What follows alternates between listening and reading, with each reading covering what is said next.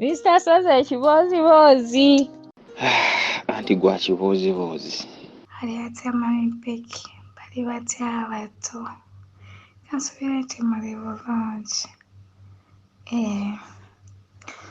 Bulijjo njagala okuwa ekibuuzibuuzi kyange naye ng'emirimu ginkwata oluusi nga nkomawo nkooye bannange ng'okudda ku ssimu naye nga mbabuuzizzaako aba famire mwenna bakadaama bassekadaama muli mutya bamikwano mwebale kkola mwebale kkola mukole tusaba Mukama ssente zaffe azituweemu omukisa tewali kisinga ekyo naye nga Mr. Sozi mwebale tuweereza bambi mwebale tumalako stress. Thank you so much. Mukama yakutuwanga kirabo. Ab'ebibuuzibuuzi thank you so much. Sitera commentinga naye nga oba mbeera mu ba viewers koza ogenda n'oteekako ekintu kyonna ng'okiwuliriza olikola mirimu nga omanyi YouTube ne kiggwako ne kumala ne kweteekako ekirala tonnyuka okooye. Kagamba n'ogenda okudda ku ssimu ng'ate tosobola nnoonya commentinga naye nga wandiyagadde okukommentinga. Bati tubiwulira bati ebibuuzibuuzi bitunyumira ye nga nnandaze nnyo. Waliwo ekyabano abalenzi ababiri abaasembyeyo Zamunani n'ow'ekiperiod. I'm sorry to say that. Nabaatuka neesekera mu ffumbiro ya Labbi ya Mungu kyokka nga ndimu ne mukama wange ate nga akimanyi sikozesa ssimu kuba yali amanyi ngudde eddalo. Naye nga Mr. Sozi ekibuuzibuuzi kyange kiba kigenda buwanvu wamu naye ngenda fuba nnyo kifunze.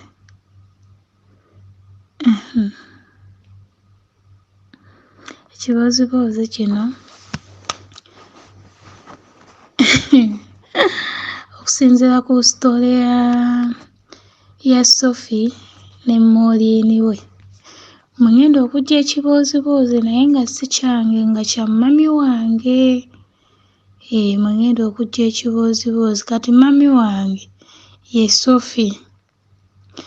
Kati mu baana abakazi be yabaza ggunda abamumalako emirembe nga nakati ndabawo anaatera okugwa mu mbiizi. Naye abasajja kati ngenda kuwamu ekibuuzibuuzi kimu ekyasinga okunnyumira. Bonna be yakuba bonna baali bansasagge nnyo nga bw'okiwulira. Naye nze yasinga okunnyiza n'okunkwasa obusungu ennyo eyasukkuluma gwe ngenda okunyumiza gwe ngenda obbanyumiza mu kibuuzibuuzi kitandika bwe kiti. Sijjukira nali muto nga siri muto nnyo ndowooza ngaawo P3 mama wange yafunira olubuto lwa muganda wange asembayo Omuggalanda yali lubuto. Kati taata n'agenda n'akwana ebbali naye ng'omuwala gwe yakwana yali wa ku kyalo okwo. Kati ffe twali ku Main naye nga omanyi ku Main ebiseera ebisinga wabeerawo ebikubo ebikwata eyo munda. Kati waliwo ekikubo ekiwetera awo ewaffe nga kigenda eyo munda ate ekyo nga nakyo kyalo kirala. Kati omuwala oyo gye yali abeera naye nga si wanvu nnyo okuva n'ewaka. Omuwala oyo kyali kiwala kito nga maama wange oyo omwana gw'alina wa 8 abalamu abaliwo ng'abaafa tobabaze.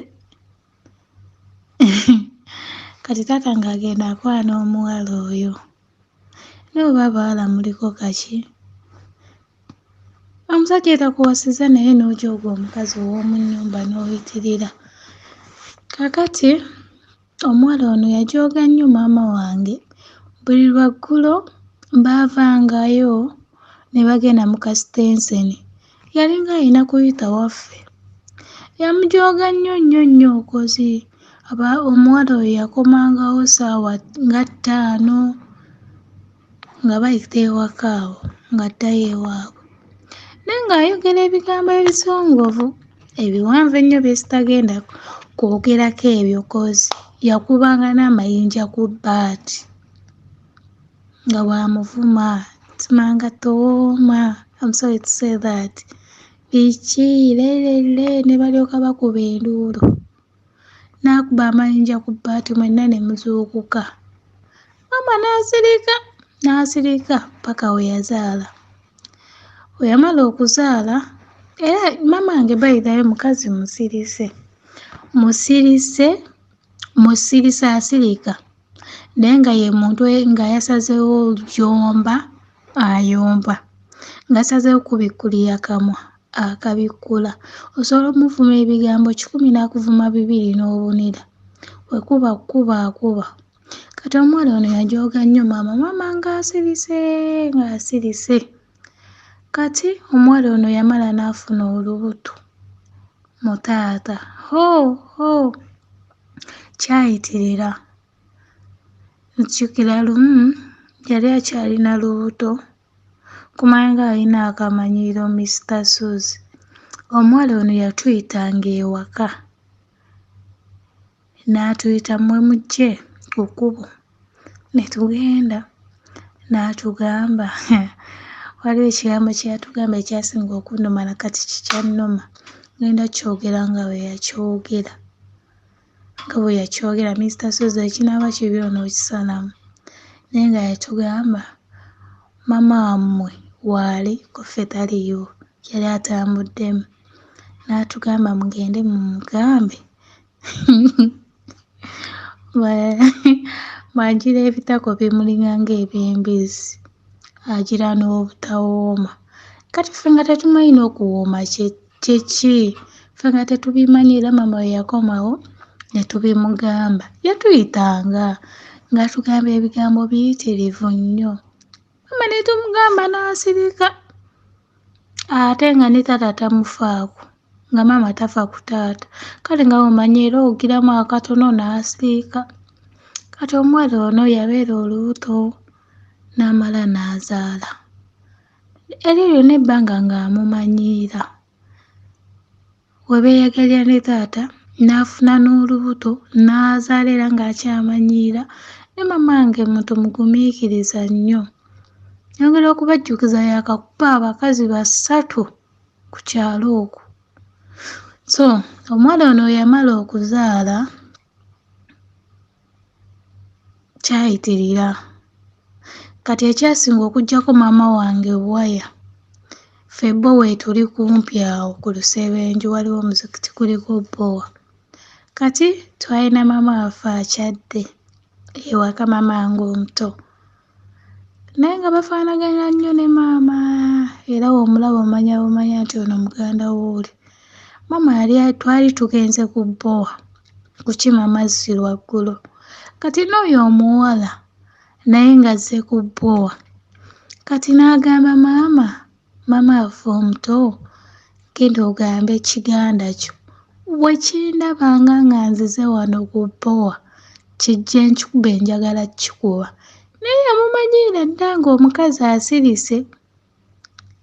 asirise yamumanyiira dda ng'asirise n'amugamba njagala kikubamu kakati ono naye tanywa guteeka yagenda direct paka waka ng'amugamba n'amazzi teyagatwala maama ng'ajja ng'agamba bukyangu mmanyiira leero sijja kuleka omanyidde abaana bange obagambye ebigambo ebisongovu ne muganda wange omukaseeko najja ne beeyoolamu awo kati ne baabataasa mangu kati maama n'amugamba ontaanudde anti oyagala kunkuba owuli oyagala kunkubamu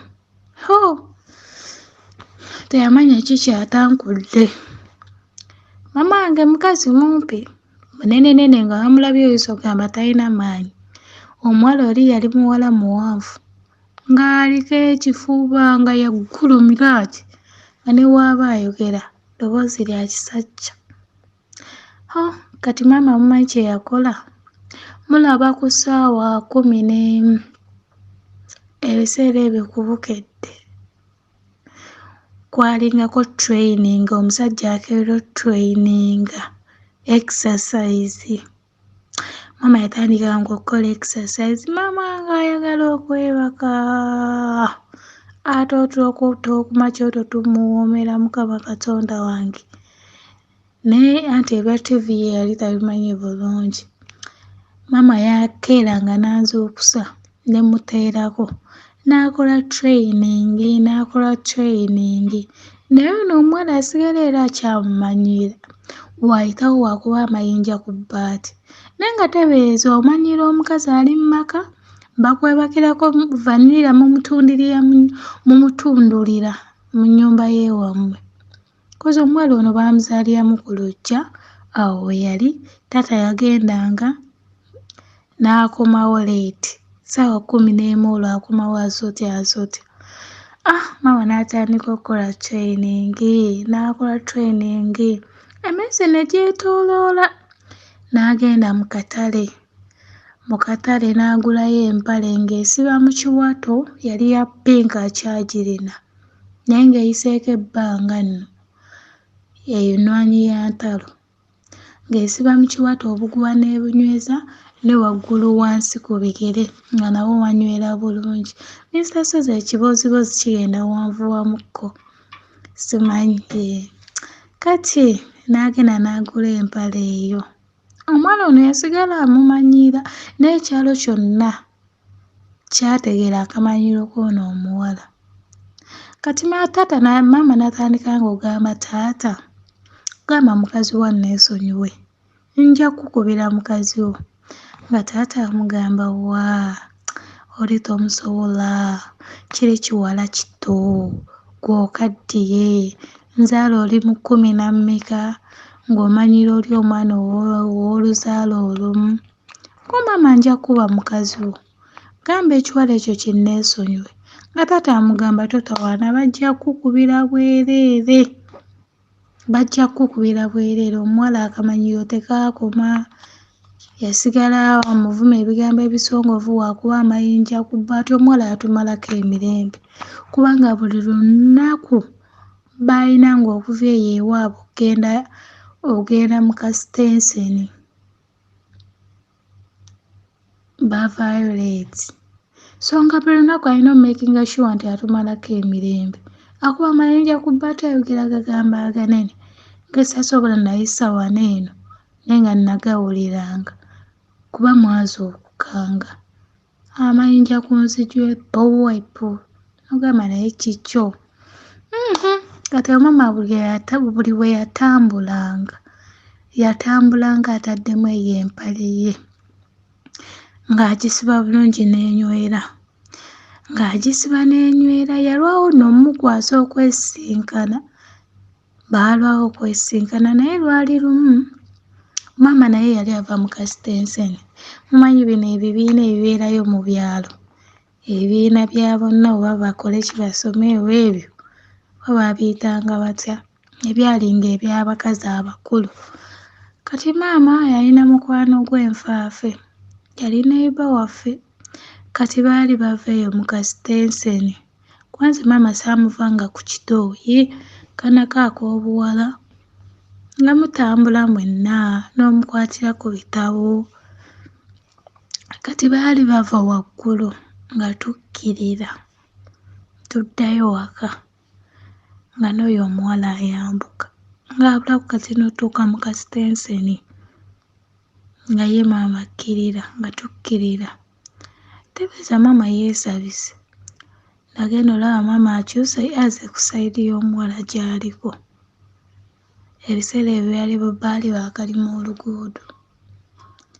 Nga maama nga mukwano gwe amugamba tolwana, maama gundi tolwana, ng'amugamba nze sigenda olwana.